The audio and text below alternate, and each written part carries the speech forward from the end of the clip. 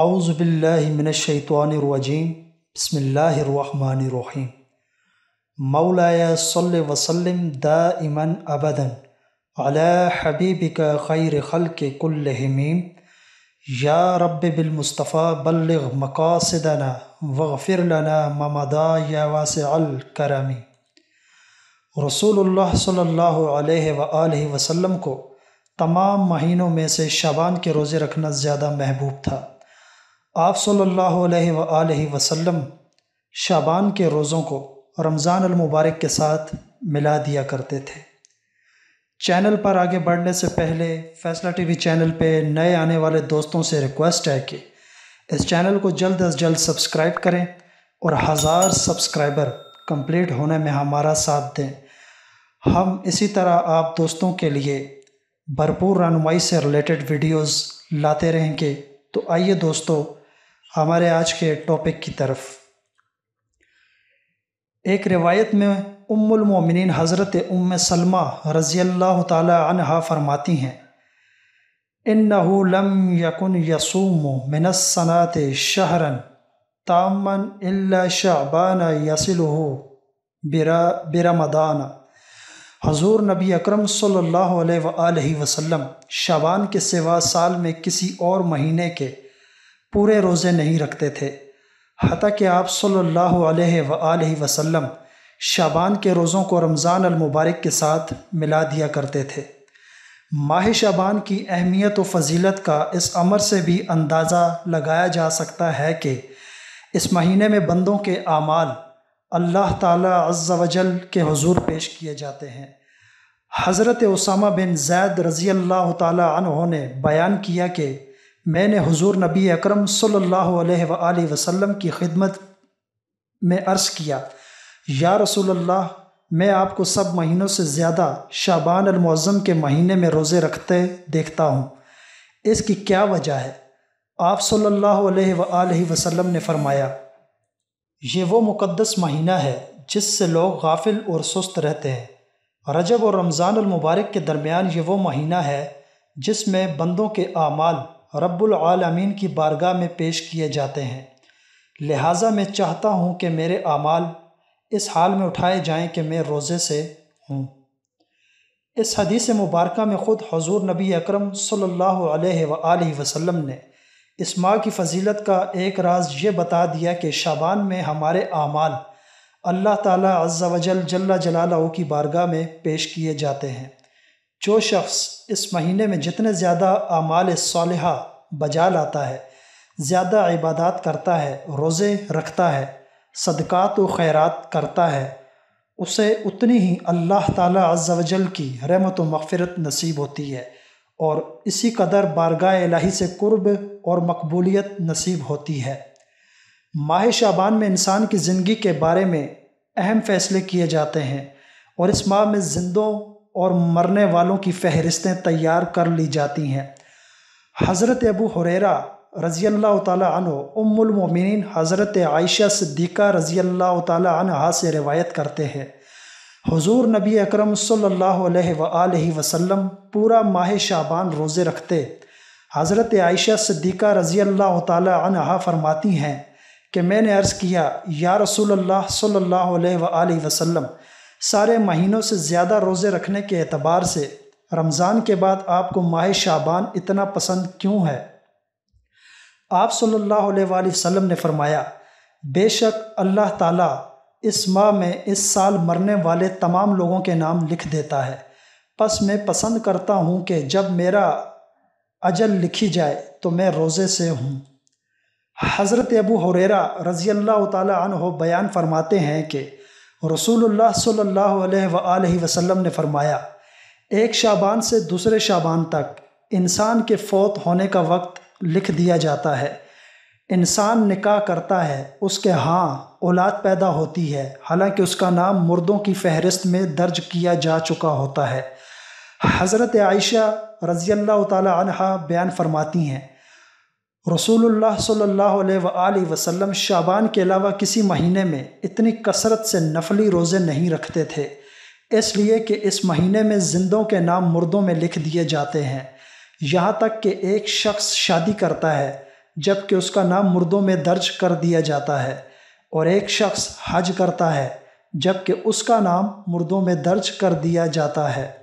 ماہ شعبان میں روزے دار کی نیکیوں میں درختوں کی شاخوں کی طرح اضافہ ہوتا ہے، اور اللہ تعالیٰ عز و جل عرب میں سب سے زیادہ بکریاں رکھنے والے قبیلہ بنو کلب کی بکریوں کے بالوں کی تعداد سے بھی زیادہ لوگوں کی بخشش فرماتا ہے، سوائے مشرک، بغض رکھنے والے، قاتل، متکبر، زانی، والدین کے نافرمان اور شرابی کے، جب تک وہ سچی توبہ نہ کر لیں۔ ہر ایک اس ماہ میں نفع پاتا ہے۔ حضور نبی اکرم صلی اللہ علیہ وآلہ وسلم کی سنت مبارکہ سے ثابت ہوتا ہے کہ سال کے بقیہ مہینوں میں ماہ رمضان کے بعد ماہ شعبان کی خصوصی اہمیت و فضیلت حاصل ہے۔ اس بات کو سمجھنا ہوگا کہ حضور نبی اکرم صلی اللہ علیہ وآلہ وسلم نے رمضان کے علاوہ بقیہ 11 مہینوں میں سب سے زیادہ ماہ شعبان کو فضیلت و اہمیت کیوں عطا فرمائی؟ سال کے 12 مہینوں میں سے رمضان تو ایسا مہینہ تھا جس کے روزے فرض تھے، اور آپ صلی اللہ علیہ وآلہ وسلم اس ماہ کے پورے روزے رکھتے، لیکن بقیہ 11 مہینوں میں سب سے زیادہ نفلی روزوں کا اہتمام آپ صلی اللہ علیہ وآلہ وسلم شعبان میں فرماتے تھے۔ آخر کوئی سبب اور وجہ تو ہوگی، اور کوئی تو خیر اور برکت کا پہلو ایسا ہوگا جو ماہ شعبان کو ایسی فضیلت و بزرگی عطا فرمائی گئی۔ صاف ظاہر ہے جب کسی مہینے کو فضیلت عطا ہوتی ہے تو اس مہینے میں ضرور کوئی خاص دن یا خاص رات رکھی جاتی ہے۔ اگر حضور نبی اکرم صلی اللہ علیہ وآلہ وسلم نے ماہ شعبان کو بقیہ 10 مہینوں پر افضل قرار دیا ہے تو اس کی بھی کوئی خاص وجہ ہوگی۔ اس کی فضیلت کا سبب بننے والا خاص دن یا خاص رات بھی ضرور ہوگی، لہٰذا اسی ماہ مبارک میں وہ مبارک رات بھی آتی ہے جسے شب برات کے نام سے موسوم کیا جاتا ہے۔ اللہ رب العزت نے بعض چیزوں کو بعض پر فضیلت سے نوازا ہے، جیسا کہ مدینہ منورہ کو تمام شہروں پر فضیلت حاصل ہے، وادی مکہ کو تمام وادیوں پر، بئر زمزم کو تمام کنوؤں پر، مسجد حرام کو تمام مساجد پر، سفر معراج کو تمام اسفار پر، ایک مومن کو تمام انسانوں پر، ایک ولی کو تمام مومنوں پر، صحابی کو تمام ولیوں پر، نبی کو تمام صحابہ پر، اور رسول کو تمام نبیوں پر، اور رسولوں میں تاجدار کائنات سرور لولاک حضور نبی اکرم صلی اللہ علیہ وآلہ وسلم کو مقام محبوبیت اور خاص فضیلت سے سرفراز فرمایا۔ اللہ رب العزت نے اسی طرح بعض دنوں کو بعض پر فضیلت دی ہے۔ یوم جمعہ کو ہفتہ کے دیگر ایام پر، ماہ رمضان کو تمام مہینوں پر، قبولیت کی ساعت کو تمام ساعتوں پر، لیلۃ القدر کو تمام راتوں پر، اور شب برات کو دیگر تمام راتوں پر فضیلت بخشی۔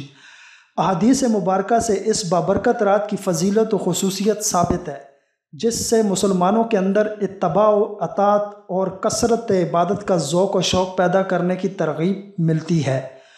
حضرت عبداللہ بن عباس رضی اللہ تعالی عنہ فرماتے ہیں، ایک آدمی لوگوں کے درمیان چل رہا ہوتا ہے حالانکہ وہ مردوں میں درج کیا ہوتا ہے۔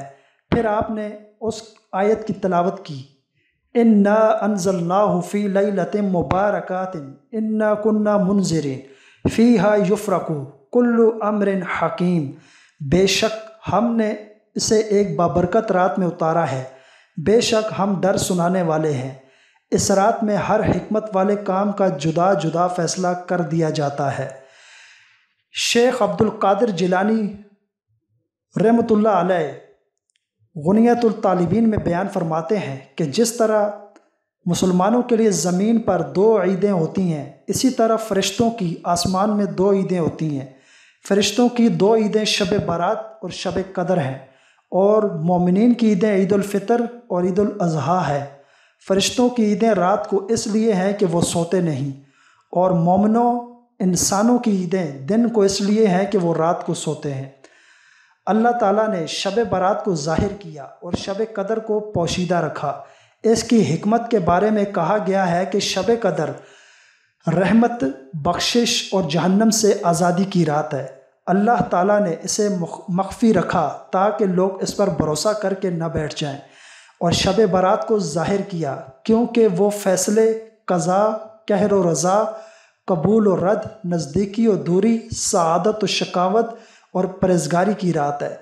کوئی شخص اس میں نیک بختی حاصل کرتا ہے اور کوئی مردود ہو جاتا ہے، ایک ثواب پاتا ہے اور دوسرا ذلیل ہوتا ہے، ایک معزز و مکرم ہوتا ہے اور دوسرا محروم ہوتا ہے، ایک کو اجر دیا جاتا ہے جبکہ دوسرے کو محروم کر دیا جاتا ہے۔ کتنے ہی لوگوں کا کفن بنایا جا رہا ہے اور وہ بازاروں میں مشغول ہیں، کتنی قبریں کھودی جا رہی ہیں، لیکن قبر میں دفن ہونے والا اپنی بے خبری کے باعث خوشی اور غرور میں ڈوبا ہوا ہے۔ کتنے ہی چہرے کھلکھلا رہے ہیں حالانکہ وہ ہلاکت کے قریب ہیں، کتنے مکانوں کی تعمیر مکمل ہو گئی ہے لیکن ان کے مالک موت کے قریب پہنچ چکا ہے۔ کتنے بندے رحمت کے امیدوار ہیں پس انہیں عذاب پہنچتا ہے، کتنے ہی بندے خوشخبری کی امید رکھتے ہیں پس وہ خسارہ پاتے ہیں، کتنے ہی بندوں کو جنت کی امید ہوتی ہے مگر ان کو دوزخ میں جانا پڑتا ہے، کتنے ہی بندے اللہ تعالیٰ سے ملاقات کے امیدوار ہوتے ہیں لیکن وہ جدائی کا شکار ہوتے ہیں، کتنے ہی لوگوں کو عطائے خداوندی کی امید ہوتی ہے لیکن وہ مصائب کا منہ دیکھتے ہیں، اور کتنے ہی لوگوں کو بادشاہی کی امید ہوتی ہے لیکن وہ ہلاک ہوتے ہیں۔ حضرت حسن بصری رحمۃ اللہ علیہ 15 شعبان کی رات کو گھر سے باہر تشریف لاتے تو ان کا چہرہ یوں دکھائی دیتا تھا جس طرح کسی کو قبر میں دفن کرنے کے بعد نکالا گیا ہو۔ ان سے اس بارے میں پوچھا گیا تو انہوں نے فرمایا، اللہ کی قسم، وہ شخص جس کی کشتی ٹوٹ جائے وہ بھی مجھ سے زیادہ مصیبت میں گرفتار نہیں۔ پوچھا گیا کیوں؟ فرمایا، میرے گناہ یقینی ہیں لیکن نیکیوں کا مجھے خدشہ ہے، آیا مجھ سے قبول کی جائیں گی یا رد کر دی جائیں گی۔ شب برات کو اللہ تعالیٰ عز و جل نے 5 خاص صفات عطا فرمائیں جنہیں کثیر ائمہ نے بیان کیا ہے۔ پہلی خاصیت، اس شب میں ہر حکمت والے کام کا فیصلہ کر دیا جاتا ہے۔ اللہ تعالیٰ عز و جل نے ارشاد فرمایا، اس رات میں ہر حکمت والے کام کا جدا جدا فیصلہ کر دیا جاتا ہے۔ دوسری خاصیت، اس رات میں عبادت کی فضیلت، رسول اللہ صلی اللہ علیہ وآلہ وسلم نے ارشاد فرمایا، اس رات میں جو شخص 100 رکعت نماز ادا کرتا ہے اللہ تعالیٰ اس کی طرف 100 فرشتے بھیجتا ہے، جن میں سے 30 فرشتے اسے جنت کی خوشخبری دیتے ہیں، 30 فرشتے اسے آگ کے عذاب سے محفوظ رکھتے ہیں، 30 فرشتے آفات دنیاوی سے اس کا دفاع کرتے ہیں اور 10 فرشتے اسے شیطانی چالوں سے بچاتے ہیں۔ تیسری خاصیت، کثرت سے رحمت الہی کا نزول ہونا۔ حضور نبی اکرم صلی اللہ علیہ وآلہ وسلم نے فرمایا، یقیناً اللہ تعالیٰ عز و جل اس رات بنو کلب کی بکریوں کے بالوں کی تعداد کے برابر میری امت پر رحم فرماتا ہے۔ چوتھی خاصیت، گناہوں کی بخشش اور معافی کا حصول۔ حضور نبی اکرم صلی اللہ علیہ وآلہ وسلم نے فرمایا، بے شک اس رات اللہ تعالیٰ عز و جل تمام مسلمانوں کی مغفرت فرما دیتا ہے سوائے جادو ٹونا کرنے والے، بغض و کینہ رکھنے والے، شرابی، والدین کے نافرمان اور بدکاری پر اصرار کرنے والے کے۔ پانچویں خاصیت، اس رات اللہ تعالیٰ عز و جل نے اپنے رسول کریم صلی اللہ علیہ وآلہ وسلم کو مکمل شفاعت عطا فرمائی۔ وہ اس طرح کہ حضور نبی اکرم صلی اللہ علیہ وآلہ وسلم نے شعبان کی 13ویں رات اپنی امت کے لیے شفاعت کا سوال کیا تو آپ صلی اللہ علیہ وآلہ وسلم کو تیسرا حصہ عطا فرمایا گیا۔ پھر آپ صلی اللہ علیہ وآلہ وسلم نے شعبان کی 14ویں رات یہی سوال کیا تو آپ صلی اللہ علیہ وآلہ وسلم کو 2/3 حصہ عطا کیا گیا۔ حضرت عائشہ صدیقہ رضی اللہ تعالی عنہا ہی بیان فرماتی ہیں، اللہ تعالیٰ 4 راتوں میں خصوصی طور پر بلائیوں کے دروازے کھول دیتا ہے۔ نمبر 1 عید الاضحیٰ کی رات، نمبر 2 عید الفطر کی رات، نمبر 3 شعبان کی 15ویں رات کے۔ اس رات میں مرنے والوں کے نام اور لوگوں کا رزق اور اس سال حج کرنے والوں کے نام لکھے جاتے ہیں۔ نمبر 4 عرفہ 9 ذوالحجہ کی رات اذان فجر تک۔ حضرت کعب رضی اللہ تعالیٰ عنہ سے مروی ہے، شعبان کی 15ویں شب اللہ تعالیٰ عز و جل جبریل امین کو جنت میں یہ حکم دے کر بھیجتا ہے کہ آج کی رات جنت کو آراستہ کر دیا جائے، کیونکہ اللہ تعالیٰ عز و جل اس رات آسمان کے ستاروں، دنیا کے شب و روز، درختوں کے پتوں، پہاڑوں کے وزن اور ریت کے ذروں کی تعداد کے برابر اپنے بندوں کو دوزخ سے آزاد فرماتا ہے۔ جب شعبان کی 15ویں شب آتی ہے، ایک اعلان کرنے والا اعلان کرتا ہے، کوئی ہے بخشش چاہنے والا کہ میں اس کی بخشش کروں، کوئی ہے سوال کرنے والا کہ میں اسے عطا کر دوں۔ پھر کوئی شخص جو چیز بھی طلب کرتا ہے اللہ تعالیٰ عز و جل اسے عطا فرما دیتا ہے، سوائے عصمت و فروش عورت اور مشرک شخص کے۔ شب برات کی رات قبرستان جانا حضور نبی اکرم صلی اللہ علیہ وآلہ وسلم کی سنت مبارکہ ہے، لہٰذا قبرستان جانا جائز و مستحب عمل ہے، لیکن بعض لوگ قبروں کے اوپر چراغ، اگربتیاں اور موم بتیاں جلاتے ہیں، یہ جائز نہیں ہے، اور اگر ضرورتاً جلانا پڑ جائے جیسے تلاوت قرآن وغیرہ کے لیے روشنی درکار ہو یا خوشبو کے لیے، تو چاہیے کہ قبر کے اوپر رکھنے کی بجائے کہیں ہٹ کر آس پاس کسی جگہ رکھے جائیں۔ شب برات میں 100 رکعات نفل نماز اس طرح ادا کی جائے کہ اس میں سورہ فاتحہ کے بعد 1000 مرتبہ سورہ اخلاص قل هو اللہ احد پڑھی جائے، یعنی ہر رکعت میں 10 بار سورہ اخلاص پڑھیں گے۔ اس نماز کو صلاۃ الخیر کہا جاتا ہے۔ اس نماز کی بہت زیادہ برکت ہے۔ پہلے زمانے کے بزرگ یہ نماز با جماعت ادا کرتے تھے اور اس کے لیے جمع ہوتے تھے۔ اس کی فضیلت زیادہ اور ثواب بے شمار ہے۔ آخر میں آپ دوستوں سے ریکویسٹ ہے، ویڈیو اچھی لگے تو لائک کا بٹن ضرور پریس کریں اور سبسکرائب کرنا نہ بھولیں۔ Thanks for watching.